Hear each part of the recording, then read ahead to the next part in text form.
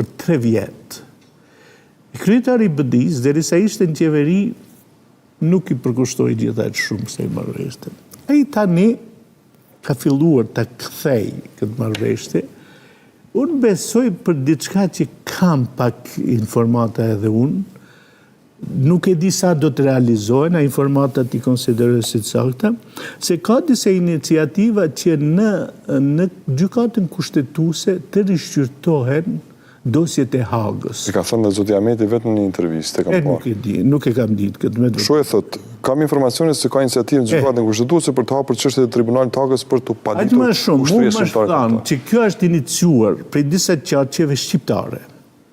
Qarqeve shqiptare? Individve edhe qarqeve shqiptare. Pse atje them, atje krejt lufta bëhet mes shqiptarëve për shqiptarët.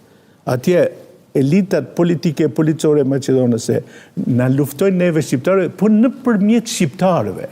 Nuk dalen ato kur.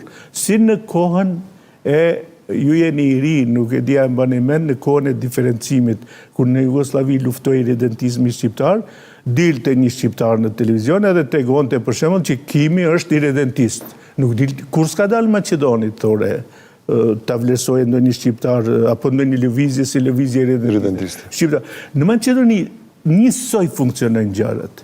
Ke shqiptar që dalin atje dhe thonë që Kimi është kundër këtij shteti edhe duhet... Janë të pozicionuar politikisht apo... Po janë, ata i marrin edhe paga, janë edhe këshilltar, edhe çarsian, janë edhe të Vlenit që paguen për atë, paguen që ta mbrojnë shtetin, t'i mbrojnë Maqedonasin nga shqiptarët. Edhe nga UÇK-ja? Edhe që ne i dim, jo nga UÇK-ja, thash nga... Po themi edhe nga, jo, ta të Vlenit ta mbrojnë shtetin nga UÇK-ja? Shini, unë kam informata që qarqe shqiptare e inicojnë këtë, pse u pengon BDI-ja.